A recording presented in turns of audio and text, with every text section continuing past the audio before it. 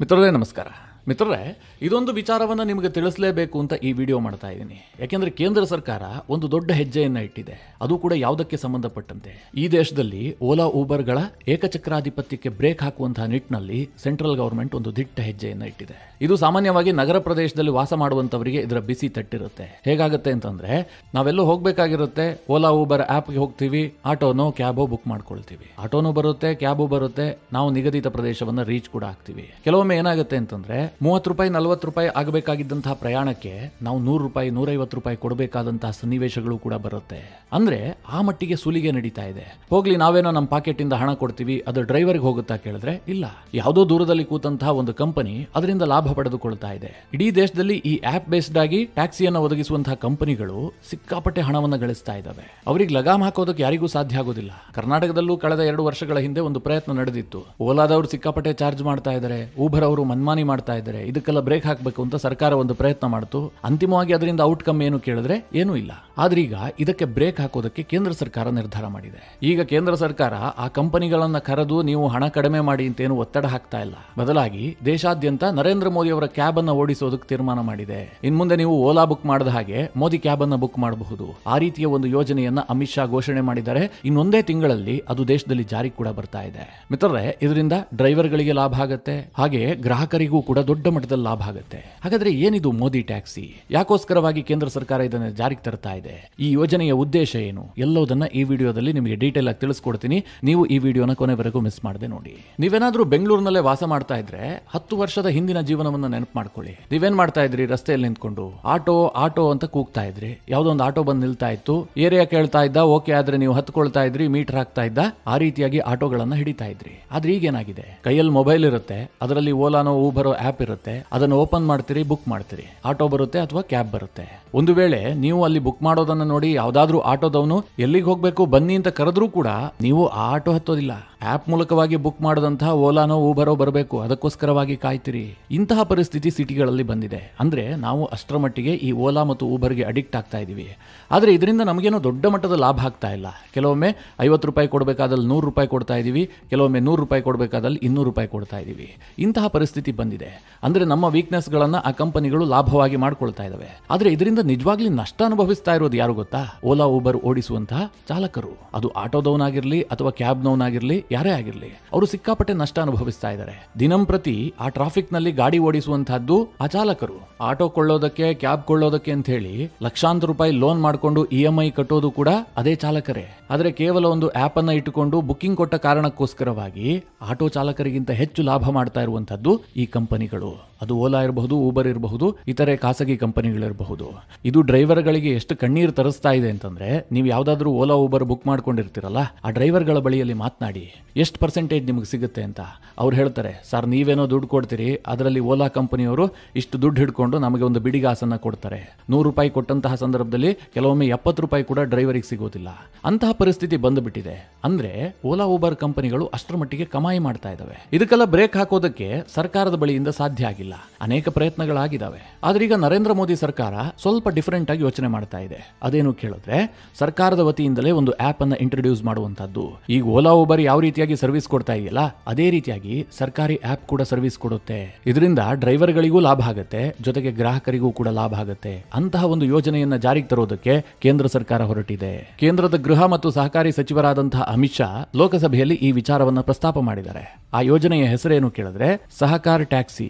ಅಮಿತ್ ಶಾ ಏನ್ ಹೇಳಿದ್ದಾರೆ ಅಂತಂದ್ರೆ, ಮುಂದಿನ ತಿಂಗಳೇ ಈ ಯೋಜನೆಯನ್ನ ದೇಶಾದ್ಯಂತ ಜಾರಿಗೆ ತರೋದಕ್ಕೆ ನಾವು ಯೋಜನೆಯನ್ನ ರೂಪಿಸಿದ್ದೀವಿ. ಈ ಯೋಜನೆ ಹೇಗೆ ಕೆಲಸ ಮಾಡುತ್ತೆ ಅಂತಂದ್ರೆ, ಈಗ ಓಲಾ ಊಬರ್ ಇದ್ದಂತೆ ಆಪ್ ಅನ್ನ ಇಂಟ್ರೊಡ್ಯೂಸ್ ಮಾಡಲಾಗುತ್ತೆ. ನೀವು ಕೂಡ ಆಪ್ ಅನ್ನ ಡೌನ್ಲೋಡ್ ಮಾಡಿದ್ರೆ ಆ ಆಪ್ ಮೂಲಕವಾಗಿ ಸಹಕಾರ ಟ್ಯಾಕ್ಸಿಯನ್ನ ಬುಕ್ ಮಾಡ್ಕೊಳ್ಬಹುದು. ಇದರಿಂದ ನಿಮಗೇನು ಲಾಭ ಆಗುತ್ತೆ ಕೇಳಿದ್ರೆ, ಇಲ್ಲಿ ಮೀಡಿಯೇಟರ್ ಇರೋದಿಲ್ಲ. ಅಂದ್ರೆ ಮಧ್ಯವರ್ತಿಗಳು ಲಾಭಾಂಶವನ್ನ ತಿಂದು ಹಾಕೋದಿಲ್ಲ.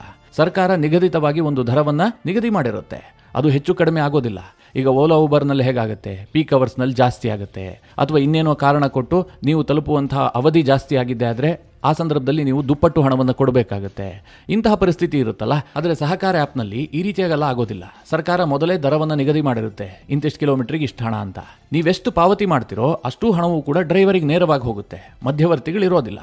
ಹೀಗಾಗಿ ಗ್ರಾಹಕನೂ ಕೂಡ ಕಡಿಮೆ ದರದಲ್ಲಿ ಪ್ರಯಾಣವನ್ನು ಮಾಡಬಹುದು. ಅಂತಹ ಒಂದು ಪರಿಸ್ಥಿತಿಯನ್ನ ಸರ್ಕಾರ ನಿರ್ಮಾಣ ಮಾಡ್ತಾ ಇದೆ. ಇನ್ನು ಡ್ರೈವರ್ಗಳಿಗೆ ಹೇಗೆ ಲಾಭ ಆಗುತ್ತೆ ಕೇಳಿದ್ರೆ, ಗ್ರಾಹಕ ಎಷ್ಟು ಹಣವನ್ನ ಪಾವತಿ ಮಾಡ್ತಾನೋ ಅಷ್ಟೂ ಹಣವೂ ಕೂಡ ನೇರವಾಗಿ ಡ್ರೈವರ್ಗೆ ಸಿಗುತ್ತೆ. ಮಧ್ಯವರ್ತಿಗಳಲ್ಲಿ ಕಮಾಯಿ ಮಾಡುವ ಹಾಗೆ ಇಲ್ಲ.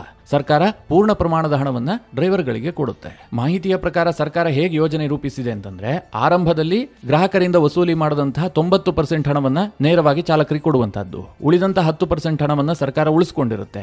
ಒಂದು ತಿಂಗಳ ಅಂತ್ಯದಲ್ಲಿ ಅಥವಾ ವರ್ಷಾಂತ್ಯದಲ್ಲಿ ಆ ಲಾಭಾಂಶವನ್ನ ಕೂಡ ಡ್ರೈವರ್ಗಳಿಗೆ ಹಸ್ತಾಂತರ ಮಾಡೋದಕ್ಕೆ ತೀರ್ಮಾನ ಮಾಡಲಾಗಿದೆ.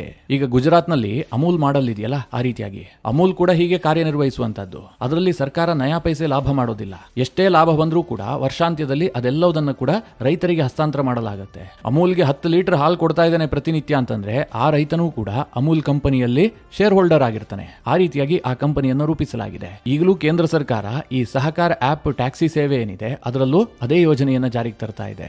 ಆ ಟ್ಯಾಕ್ಸಿಗೆ ರಿಜಿಸ್ಟರ್ ಆದಂತಹ ಪ್ರತಿಯೊಬ್ಬರೂ ಕೂಡ ಆ ಕಂಪನಿಯಲ್ಲಿ ಶೇರ್ ಹೋಲ್ಡರ್ ಇದ್ದಂತೆ.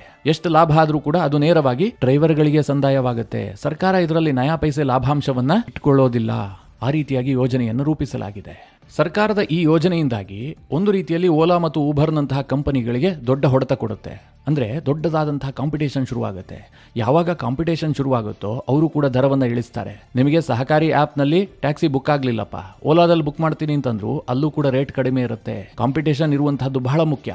ಹೀಗಾಗಿ ಸರ್ಕಾರದ ಈ ಯೋಜನೆಯಿಂದಾಗಿ ಓಲಾ ಊಬರ್ನಂತಹ ಕಂಪನಿಗಳು ಕೂಡ ಸಾಕಷ್ಟು ಒತ್ತಡವನ್ನು ಎದುರಿಸಬೇಕಾಗತ್ತೆ. ಹಾಗೆ ನೋಡೋಕೆ ಹೋದ್ರೆ ಮಿತ್ರರೇ, ಕೇಂದ್ರ ಸರ್ಕಾರ ಏನು ಮೊಟ್ಟ ಮೊದಲ ಬಾರಿಗೆ ಇದನ್ನು ಜಾರಿಗೆ ತರ್ತಾ ಇದೆ ಅಂತೇನಿಲ್ಲ. ಈಗಾಗಲೇ ಬಂಗಾಳ ಸರ್ಕಾರ ಇದನ್ನು ಜಾರಿಗೆ ತಂದಿದೆ. ಬಂಗಾಳದಲ್ಲಿ ಯಾತ್ರಿ ಸಾಥಿ ಎನ್ನುವಂತಹ ಯೋಜನೆಯನ್ನು ಈಗಾಗಲೇ ಜಾರಿಗೆ ತರಲಾಗಿದೆ.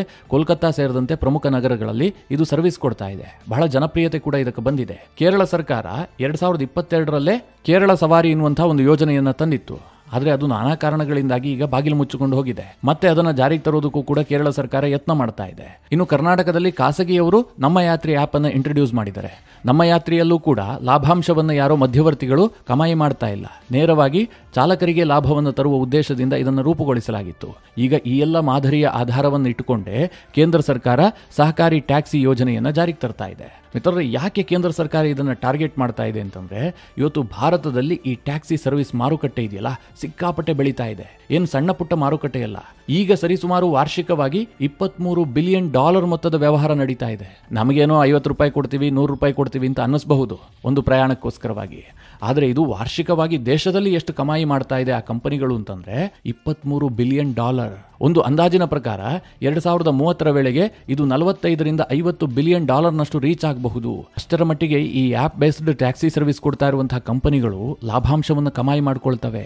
ಅಂದ್ರೆ ಇವರಿಗೆ ಲಾಭ ಆದ್ರೆ ದೇಶಕ್ಕೇನು ತೊಂದರೆ ಇರಲಿಲ್ಲ. ಕಾಂಪಿಟೇಷನ್ ಕಡಿಮೆ ಇರುವ ಕಾರಣದಿಂದಾಗಿ ಏಕಚಕ್ರಾಧಿಪತ್ಯ ನಿರ್ಮಾಣ ಆಗ್ತಾ ಇದೆ. ಅವರೇನ್ ದರ ನಿಗದಿಪಡಿಸ್ತಾರೋ ಅದೇ ಅಂತಿಮವಾಗುತ್ತೆ. ಅದನ್ನು ಯಾರು ಕೂಡ ಪ್ರಶ್ನೆ ಮಾಡೋದಕ್ಕೆ ಸಾಧ್ಯ ಆಗ್ತಾ ಇಲ್ಲ.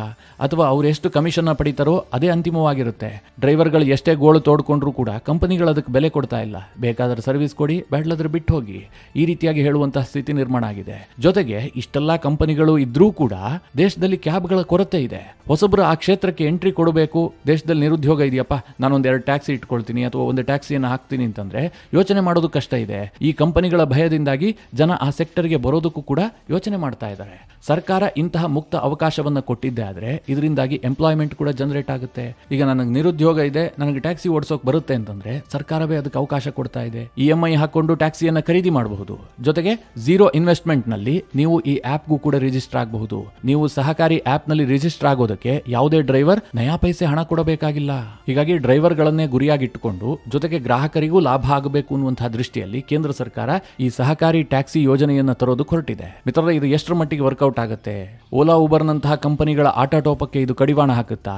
ಈ ಪ್ರಶ್ನೆಗೆ ಕೇಂದ್ರ ಸರ್ಕಾರ ಎಷ್ಟು ಸಮರ್ಪಕವಾಗಿ ಈ ಯೋಜನೆಯನ್ನ ಜಾರಿಗೆ ತರುತ್ತೆ ಅನ್ನೋದ್ರ ಮೇಲೆ ಇದು ನಿಂತಿರುತ್ತೆ. ಒಟ್ನಲ್ಲಿ ನರೇಂದ್ರ ಮೋದಿ ಅವರು ಇಷ್ಟು ದಿನ ಉಜ್ವಲ ಯೋಜನೆ, ಮನೆ ಮನೆಗೆ ನೀರು ಕೊಡುವಂತಹ ಯೋಜನೆ, ಜನ್ ಧನ್, ಕೃಷಿ ಸಮ್ಮಾನ್, PM ಜನ್ ಆರೋಗ್ಯ ಇಂತಹ ಯೋಜನೆಗಳನ್ನ ಜಾರಿಗೆ ತರ್ತಾ ಇದ್ರು.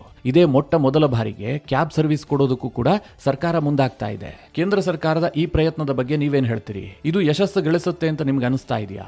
ನಿಮ್ಮ ಅನಿಸಿಕೆ ಅಭಿಪ್ರಾಯವನ್ನ ಕಮೆಂಟ್ ಮಾಡುವ ಮೂಲಕ ನಮಗೆ ತಿಳಿಸಿ. ಹಾಗೆ ನಿಮಗೆ ಈ ವಿಡಿಯೋ ಇಷ್ಟವಾದರೆ ಲೈಕ್ ಮಾಡಿ. ಜೊತೆಗೆ ನೀವಿನ್ನೂ ನಿಮ್ಮ ನೆಚ್ಚಿನ ಸಂಸ್ಕಾರ ಸೌರಭ ಯೂಟ್ಯೂಬ್ ಚಾನಲ್ನ ಸಬ್ಸ್ಕ್ರೈಬ್ ಮಾಡಿಲ್ಲ ಅಂತಾದರೆ ಈ ಕೂಡಲೇ ಸಬ್ಸ್ಕ್ರೈಬ್ ಮಾಡಿ ಮುಂದಿನ ಎಲ್ಲ ಅಪ್ಡೇಟ್ಗಳ ನೋಟಿಫಿಕೇಶನ್ಗಾಗಿ